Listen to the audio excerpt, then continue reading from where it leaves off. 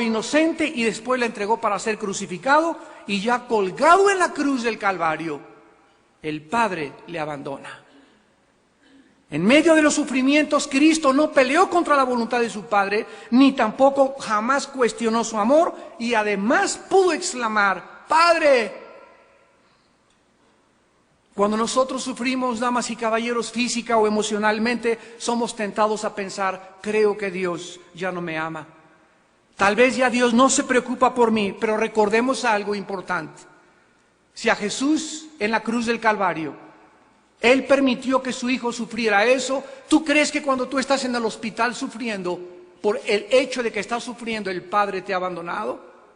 La Biblia nos muestra que en el momento más culminante y más ignominioso de la muerte de Cristo, ahí estaba el Padre con Él en comunión íntima con su Hijo, menos en el momento en que tus pecados y mis pecados fueron puestos sobre su cuerpo, que es cuando Jesús exclamó: Padre, ¿por qué me has desamparado?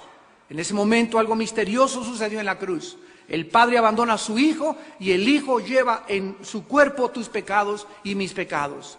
La Biblia dice: el que no conoció pecado, por nosotros se hizo pecado, para que nosotros fuésemos hechos la justicia de Dios en Él.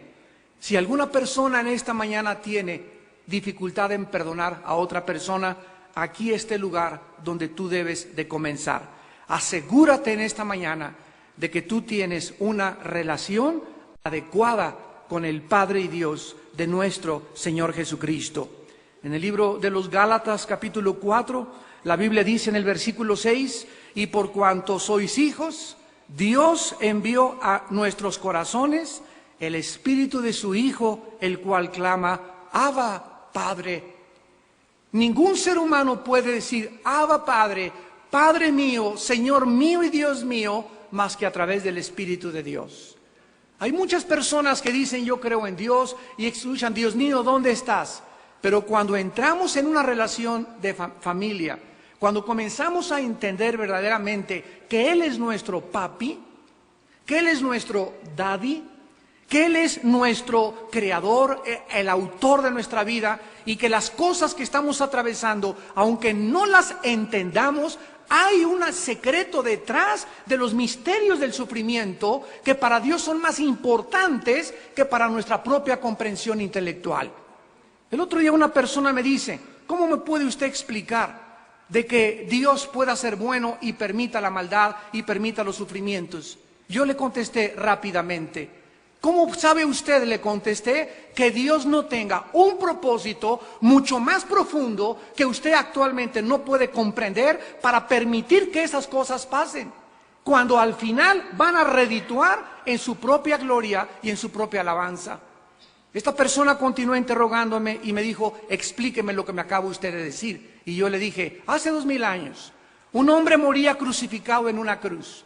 Y en esa cruz nadie en ese momento pudo entender qué estaba sucediendo. En ese momento, ¿cómo podría alguien decir que el Padre amaba a su Hijo? Su propia madre, la Virgen María, al pie de la cruz, se cumplía la profecía que decía en Lucas que una espada iba a atravesar el corazón de María, la Madre Santísima de Jesucristo. La madre que en ese momento supo que Él verdaderamente era el Salvador de la humanidad. Y en ese momento ni siquiera ella podía imaginarse cómo podía el Dios amarlo cuando su Hijo está despedazado en una cruz. ¿Cómo podemos asociar el amor con el sufrimiento? Esto es algo que traspasa nuestra comprensión y nuestro intelecto. Sin embargo, la Biblia dice que fue precisamente en la cruz del Calvario donde Dios nos muestra su amor. Y es incomprensible a primera vista, pero la Biblia nos da dos respuestas. La primera es que Dios nos muestra su amor por el grado del sacrificio que hizo al enviar a su Hijo a morir en nuestro lugar. Porque de tal manera amó Dios al mundo que dio a su Hijo Jesucristo. No puede haber un grado más excelso que el Padre haya permitido que su Hijo unigénito haya sido entregado en manos de hombres pecadores como somos tú y yo, y que hayamos despedazado su cuerpo en la cruz del Calvario. No hay más grande amor que este. Y en segundo lugar, Dios muestra su amor para con nosotros al mostrarnos el grado tan deplorable en que nos encontrábamos cuando Él nos salvó. Dice en Romanos 5:8, porque Dios muestra su amor para con nosotros en que siendo aún pecadores, estando en la condición de pecado, Dios murió por nosotros. Es increíble el estado en el que Dios levantó a María Magdalena, una prostituta, una mujer inmoral, una mujer degradada, una mujer que nuestra sociedad es marginada, una mujer que es considerada como nada comparada con las demás mujeres.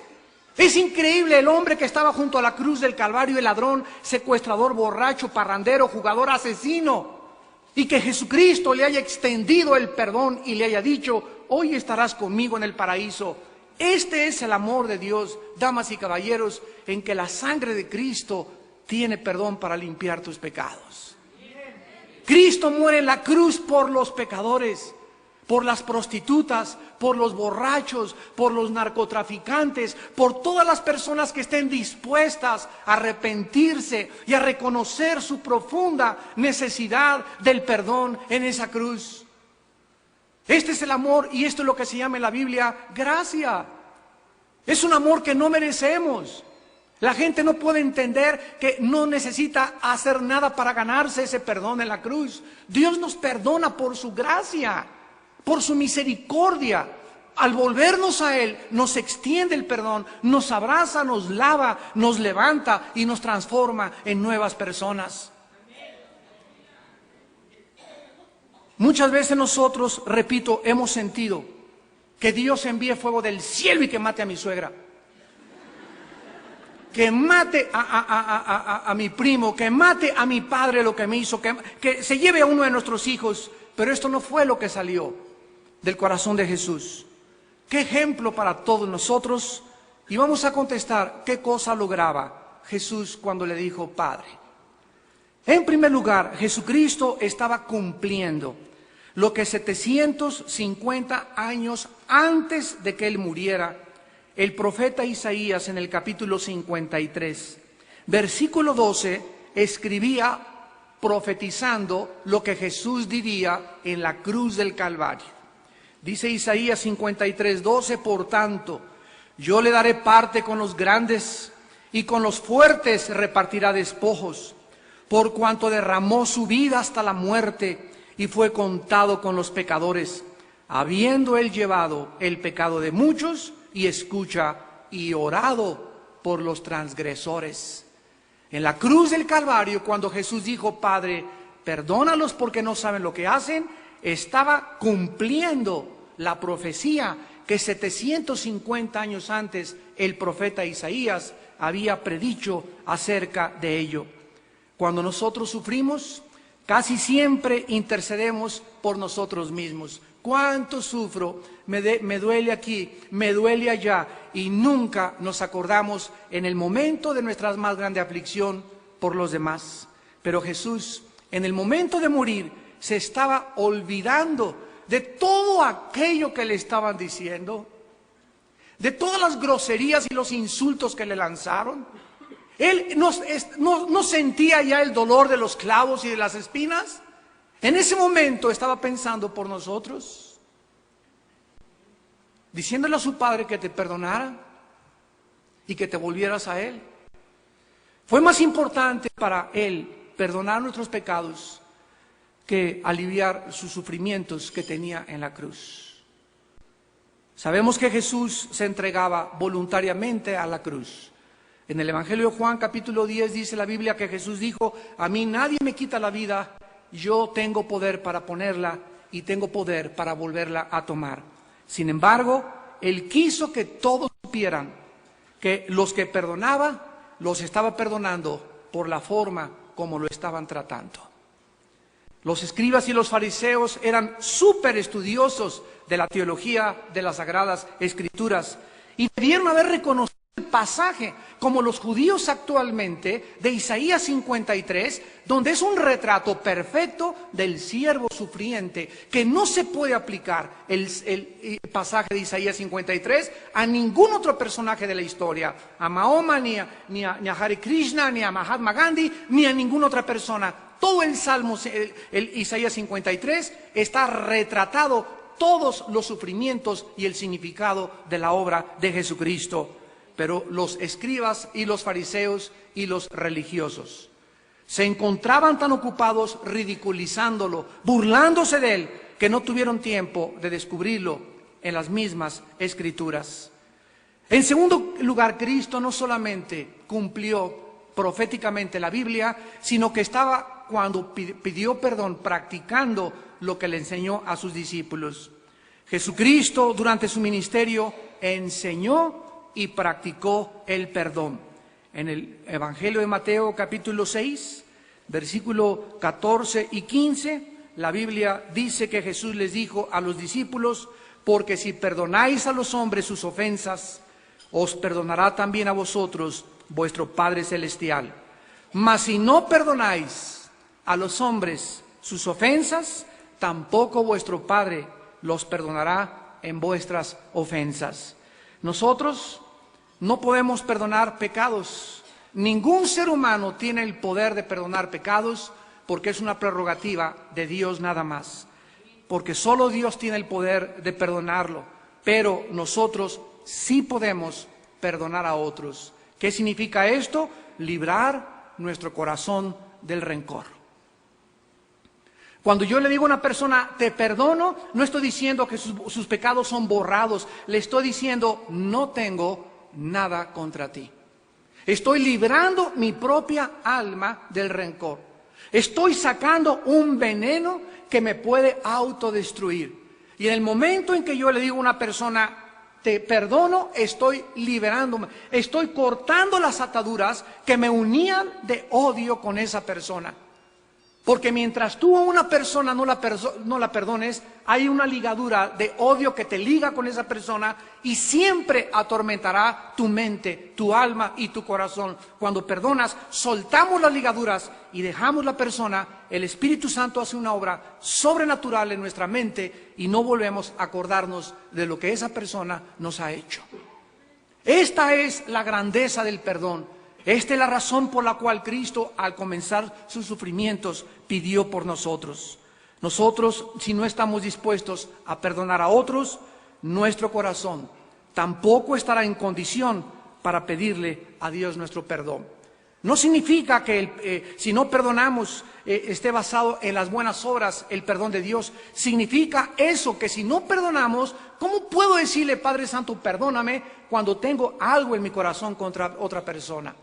El perdón que Dios nos da en la cruz es para que nosotros lo podamos extender a la humanidad. Es para que nosotros podamos practicar y creer que si Él me perdonó, ¿yo quién soy para no perdonar a los que me han ofendido, a los que me han perseguido, a los que me han calumniado, a los que me han traicionado? En esto se basa precisamente este perdón. Pero si tú no perdonas a alguien, ¿cómo puedes atreverte a decir que has recibido el perdón de Jesucristo en la cruz? La capacidad que Dios nos da para perdonar es cuando nosotros recibimos primero el perdón y después tenemos la habilidad de perdonar a los demás. En el Salmo 51, el rey David acababa de cometer adulterio con una mujer llamada Betsabé. Y no solamente el rey David cometió adulterio, sino que también asesina al esposo de esta mujer, Betsabé. Así que el rey David se convirtió en un adúltero y en un asesino. Y en el Salmo 51, él escribe la forma como se acercó a Dios para que ese Cristo y esa sangre que iba a ser derramada 1000 años después en la cruz del Calvario pudiera comenzar a tener su efecto en su propio corazón. Y dice el Salmo 51 que David le dijo a Dios cuando se arrepintió de su adulterio y de su asesinato: ten piedad de mí, oh Dios, conforme a tu misericordia. Conforme a la multitud de tus piedades, borra mis rebeliones. Lávame más y más de mi maldad y límpiame de mi pecado. Y en el versículo 13 dice la Biblia: entonces enseñaré a los transgresores tus caminos y los pecadores se convertirán a ti. David sabía que mientras él guardara el pecado no podía ser luz. David sabía que mientras no sacara de su corazón lo que había hecho a Dios, Dios no lo podía usar. David era un hombre, la Biblia dice,